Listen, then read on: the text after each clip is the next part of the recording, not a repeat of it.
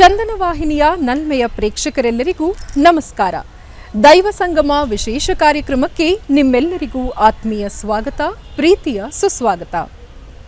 ಬೆಂಗಳೂರಿನ ಕೆಂಗೇರಿ ಹೋಬಳಿ ಬಳಿ ದೊಡ್ಡಬೆಲೆ ಗ್ರಾಮದಲ್ಲಿದೆ ಒಂದು ಮಹಾ ಮಹಿಮಾನ್ವಿತ ಪುಣ್ಯಕ್ಷೇತ್ರ. ತಾಯಿ ಯಲ್ಲಮ್ಮ ದೇವಿ ಸಹಿತ ಶ್ರೀ ಮರಳು ಶನೇಶ್ವರ ಸ್ವಾಮಿಯ ದಿವ್ಯಧಾಮ. ಈ ಕ್ಷೇತ್ರ ಸತ್ಯ ಕ್ಷೇತ್ರವೂ ಹೌದು, ಶಕ್ತಿ ಕ್ಷೇತ್ರವೂ ಹೌದು.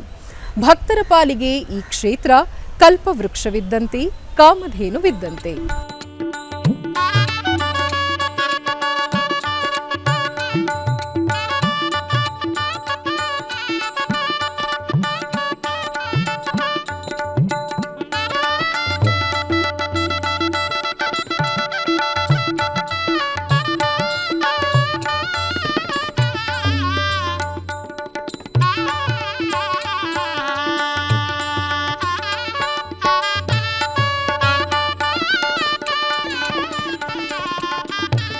ಭಕ್ತರ ಸಂಕಷ್ಟಗಳನ್ನು ಕ್ಷಣಾರ್ಧದಲ್ಲಿ ನಿವಾರಿಸುವಂಥ ಮಹಾ ಮಹಿಮಾನ್ವಿತವಾದಂಥ ಪುಣ್ಯಕ್ಷೇತ್ರವೇ ಶ್ರೀ ಮರಳು ಶನೇಶ್ವರ ಸ್ವಾಮಿ ಯಲ್ಲಮ್ಮ ದೇವಿ ಸುಕ್ಷೇತ್ರ.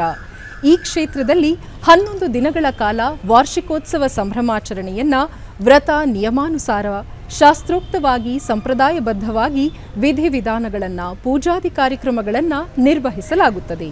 ಅದರಲ್ಲಿಯೂ ಪ್ರತ್ಯೇಕವಾಗಿ ಪ್ರಥಮ ಪೂಜಿತನಿಗೆ, ಆದಿಸೇವಿತನಿಗೆ, ಸಾಮಗಾನ ಶ್ರುತನಾದ ಈ ಕ್ಷೇತ್ರದ ತಂತ್ರಸಾರ ಬಲಮುರಿ ಗಣಪನಿಗೆ ಪ್ರಥಮ ಅರ್ಪಣೆ, ಪ್ರಥಮ ನಿವೇದನೆ.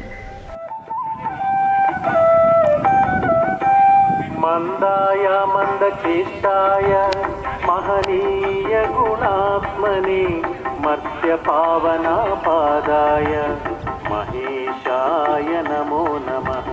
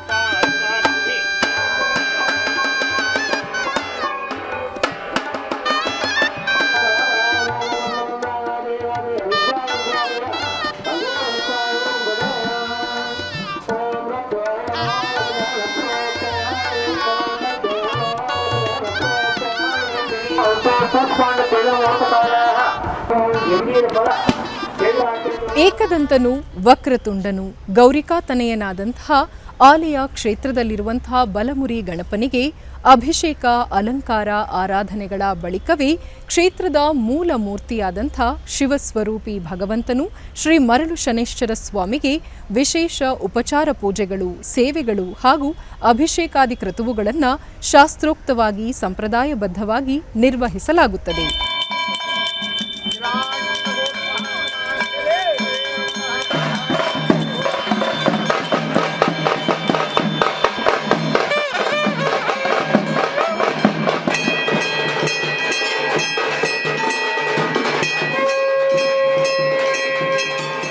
ಇದಾದ ಬಳಿಕ ಆಲಯದ ಪರಿಸರದಲ್ಲಿರುವಂತಹ ಉಪಾಲಯಗಳು, ನಾಗದೇವತೆಗಳು, ಗಂಗಾ ಮಾತೆ ಹಾಗೂ ಕ್ಷೇತ್ರಪಾಲ ದೇವಿಯರು, ಚೌಡೇಶ್ವರಿ, ಮಾಸ್ತಮ್ಮನಂತಹ ಕುಲದೇವತೆಗಳಿಗೆ ವಿಶೇಷ ಪ್ರತ್ಯೇಕ ಪೂಜಾದಿಗಳನ್ನು ನಿರ್ವಹಿಸುವುದು ಸಂಪ್ರದಾಯ.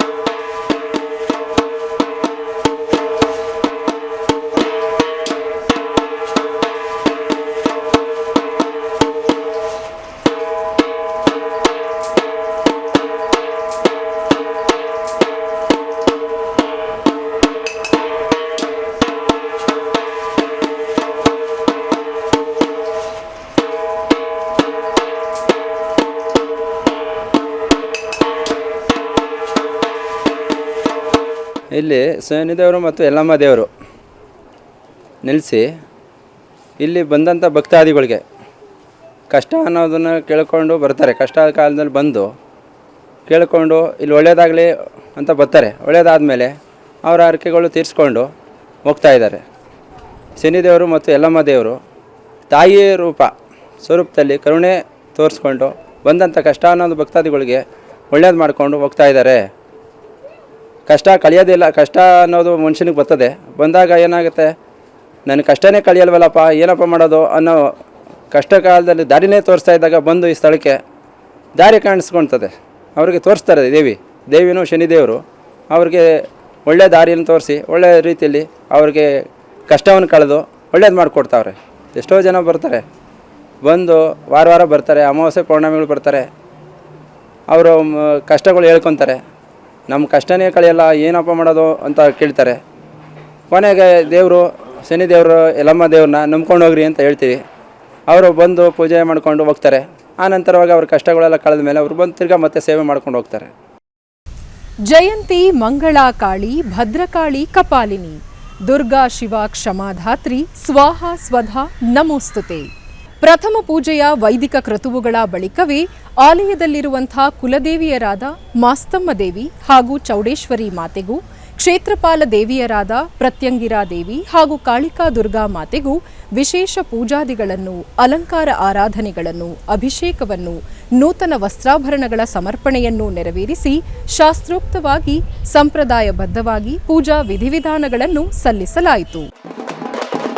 ಸಂಪ್ರದಾಯಬದ್ಧವಾಗಿ ಅನೂಚಾಯವಾಗಿ ತಲೆತಲಾಂತರಗಳಿಂದ ಬಂದಂಥ ಪದ್ಧತಿ ಈ ಕುಲದೇವತಾ ಆರಾಧನೆ ಹಾಗೂ ಕ್ಷೇತ್ರಪಾಲ ದೇವಿಯರ ಆರಾಧನೆಯಾಗಿದೆ. ಹೀಗಾಗಿ ದೇಹದ, ದೇಗುಲದ, ಗ್ರಾಮದ ಹಾಗೂ ಗ್ರಾಮಸ್ಥರ ಸೌಖ್ಯ ಸಿರಿಸಂಪದವನ್ನ ಮನಗಂಡು ಅವರ ಕ್ಷೇಮಾಭಿವೃದ್ಧಿಯನ್ನ ಮನಗಂಡು ಈ ಆರಾಧನಾ ಮಹೋತ್ಸವಗಳನ್ನು ಆಚರಿಸಲಾಗುವುದು ಸಂಪ್ರದಾಯ.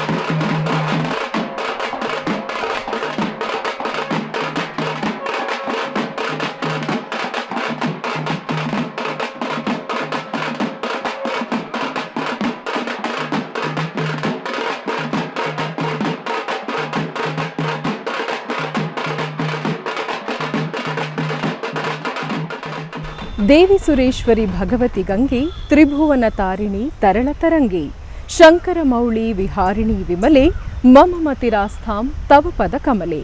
ಗಂಗಾ ಮಾತೆಯ ಚರಣ ತಾವರೆಗಳಿಗೆ ಸ್ಮರಿಸುವಂಥ ಸುಸಮಯ ದೇವಗಂಗೆ, ಜೀವಗಂಗೆ, ಅಂತರಗಂಗೆಯಾಗಿ ನಮ್ಮ ಭೂಲೋಕಕ್ಕೆ ದರೆಗಿಳಿದಂಥ ಜಾಹ್ನವಿ ತ್ರಿಪಥಗಾಮಿನಿಯಾಗಿ, ಭಾಗೀರಥಿಯಾಗಿ, ಜನಮಾನಸದ ಜೀವಗಂಗೆಯಾಗಿ ಅವತರಿಸಿದಳು.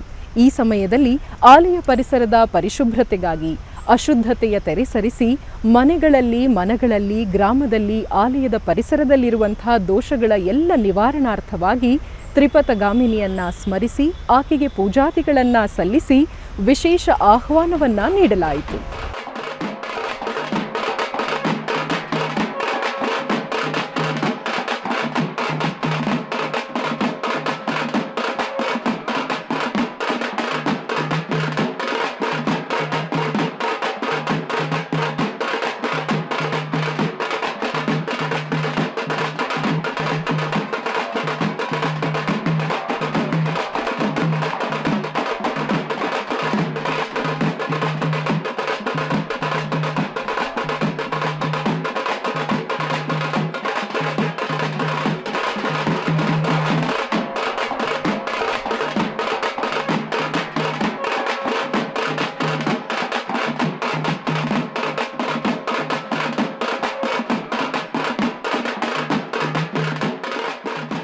ಈ ಗಂಗೆ ಮಾತೆಯ ಪವಿತ್ರ ಏನಪ್ಪ ಅಂದರೆ ಶಿವನ ತಲೆಯಲ್ಲಿ ಆ ತಾಯಿ ನೆಲೆಸಿರ್ತಾಳೆ. ಯಾವ ರೀತಿ ಭೂಮಿಗೆ ಬಂದು ಇಲ್ಲಿಯ ಭೂಮಿಯ ಮೇಲಿರುವ ಪಾಪ ಪುಣ್ಯವನ್ನು ಯಾವ ರೀತಿ ತೊಳಿತಾಳೆ, ಅದೇ ರೀತಿ ಈ ಒಂದು ಮರಳು ಶನೇಶ್ವರ ಸ್ವಾಮಿಯ ಜಾತ್ರಾ ಮಹೋತ್ಸವದಲ್ಲಿ ಪ್ರತಿ ವರ್ಷ ಈ ಗಂಗೆ ಮಾತೆ ಪೂಜೆ ಮಾಡಿ ನಂತರ ಎಲ್ಲ ಗ್ರಾಮಕ್ಕೆ ಒಳ್ಳೆಯದಾಗಲಿ, ಎಲ್ಲ ಇಲ್ಲಿ ಬರುವಂಥ ಭಕ್ತಾದಿಗಳಿಗೆ ಒಳ್ಳೆಯದಾಗಲಿ ಎಂದು ಇಲ್ಲಿ 9 ಜನ ಮುತ್ತೈದೆಯರು ಗಂಗಾ ಮಾತೆಯ ಮೂಲಕ ಈ ಊರಿನೊಳಗೆ ಮೆರವಣಿಗೆಗೆ ಹೋಗ್ತಾರೆ. ಅದಕ್ಕೆ ನಾವು ಮೊದಲು ಗಂಗೆ ಮಾತೆಗೆ ಪೂಜೆ ಮಾಡಿ ನಂತರ ಇಲ್ಲಿಯ ಜಾತ್ರಾ ಮಹೋತ್ಸವದಲ್ಲಿ ಬಂದಂಥ ಎಲ್ಲ ಭಕ್ತಾದಿಗಳಿಗೆ, ಗ್ರಾಮಸ್ಥರಿಗೆ ಒಳ್ಳೆಯದಾಗಲಿ ಅಂತ ಪ್ರತಿ ವರ್ಷ ಗಂಗೆಗೆ ನಾವು ಪೂಜೆ ಸಲ್ಲಿಸಿ ಮುಂದೆ ಜಾತ್ರೆಯನ್ನು ಪ್ರಾರಂಭ ಮಾಡ್ತೀವಿ.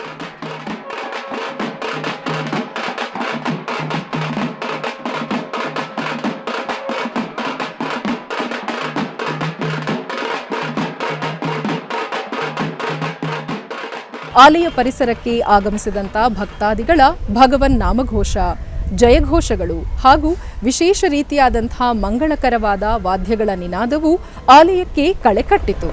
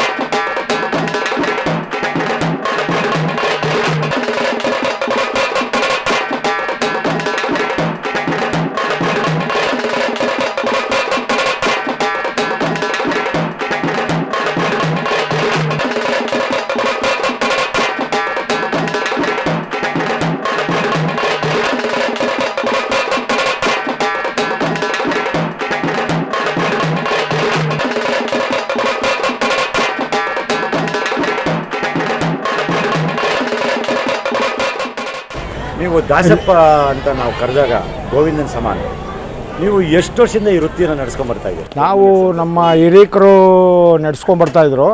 ಅವರು ಕಾಲವಾದ ನಂತರ ನಾವು ಈ ವೃತ್ತಿಯನ್ನು ಒಂದು 30 ವರ್ಷಗಳಿಂದ ನಡೆಸ್ಕೊಂಡ್ಬರ್ತಾಯಿದ್ವಿ. ಹೌದು, ದಾಸಪ್ಪ ಅಂದಾಗ ಅದಕ್ಕೆ ಒಂದು ಗೌರವ. ತಿಮ್ಮಪ್ಪನ ನೋಡ್ದಂಗೆ, ದಾಸಪ್ಪನ ನೋಡ್ದಂಗೆ. ಶನಿವಾರ ಹೊತ್ತು ಯಾರು ಊಟ ಮಾಡಲ್ಲ, ಪೂಜೆ ಮಾಡಿ. ದಾಸಪ್ಪ ಬರಲಿಲ್ಲ ಅಂತಂದರೆ ಯಾರು ಊಟ ಮಾಡಲ್ಲ. ದಾಸಪ್ಪ ಬಂದು ಪೂಜೆ ಮಾಡಿದಾಗಲೇ ಊಟ ಮಾಡೋದು. ಶಂಕುಚಕ್ರ ನಾಮ ಬಿರ್ದಾಂಕಿತಗಳೇ ದಾಸಪ್ಪನ ಒಂದು ಕುರುಹುಗಳು. ಒಂದು ಗರುಡಗಂಬ, ಒಂದು ಜಾಕ್ಟೆ, ಒಂದು ಬಾಂಕಿ, ಒಂದು ಭವನಾಸಿ, ಒಂದು ಶಂಕನಾದ.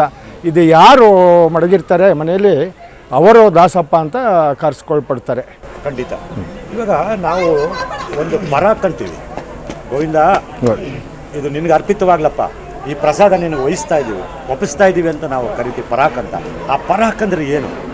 ಅದು ಹಿಂದೆ ವೈಕುಂಠದಲ್ಲಿ ಜಯವಿಜಯರು ದ್ವಾರಪಾಲಕರಾಗಿದ್ದಾಗ ಶಾಪಗ್ರಸ್ತರಾಗಿ ಶ್ರೀಮನ್ನಾರಾಯಣನಿಂದ 3 ಜನ್ಮಗಳನ್ನು ಕೇಳ್ಕೊತಾರೆ.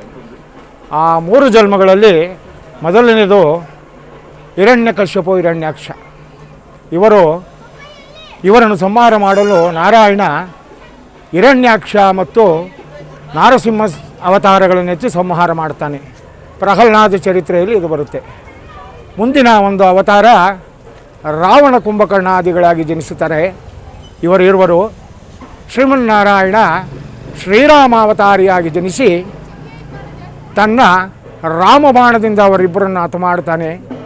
3ನೇ ಒಂದು ಜನ್ಮ ದ್ವಾಪರಯುಗದಲ್ಲಿ ಶ್ರೀಮನ್ನಾರಾಯಣ ಶ್ರೀಕೃಷ್ಣ ಪರಮಾತ್ಮನಾಗಿ ಜನಿಸಿದಾಗ ಇವರಿರುವರು ಶಿಶುಪಾಲ ದಂತವಕ್ರಾದಿಯಾಗಿ ಜನಿಸಿ ಶ್ರೀಮನ್ನಾರಾಯಣ ಶ್ರೀಚಕ್ರದಿಂದ ಹತರಾಗುತ್ತಾರೆ. ಆಗ ಮುಕ್ತಿಯನ್ನು ಕೇಳಿಕೊಂಡಾಗ ಅವರು ಹೇಳ್ತಾರೆ, ಶ್ರೀಮನ್ನಾರಾಯಣ ಇನ್ನೂ ನನಗೆ 2 ಜನ್ಮಗಳಿದೆಯಪ್ಪ. ಆಗ ನಾನು 28ನೇ ಕಲಿಯುಗದಲ್ಲಿ ವೆಂಕಟಾಚಲದಲ್ಲಿ ವೆಂಕಟೇಶ್ವರನಾಗಿ ಅವತರಿಸುವೆನು.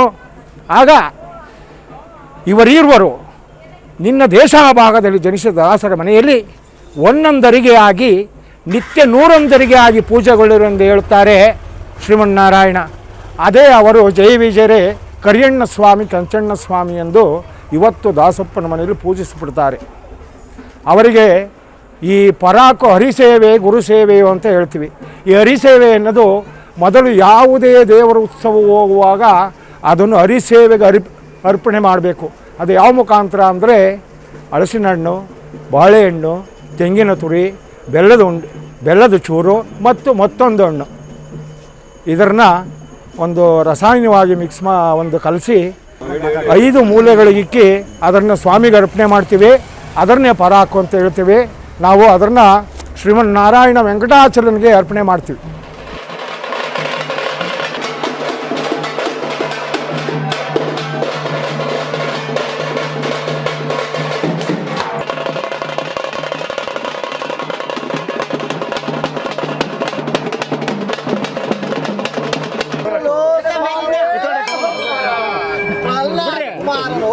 ಪರಿಣಾಮ ಸಂಕೀರ್ತನೆ ಮಾಡುತ್ತಿರಲು ಸ್ವಾಮಿಯೇ ನಾರಸಿಂಹ ಸ್ವಾಮಿಯು ಹಿರಣ್ಯ ಕಶ್ಯಪವನ್ನೆತ್ತಿ ತನ್ನ ದೇವಸನ ಮೇಲೆ ಕುಳಿತಿರಲು ಸ್ವಾಮಿಯೇ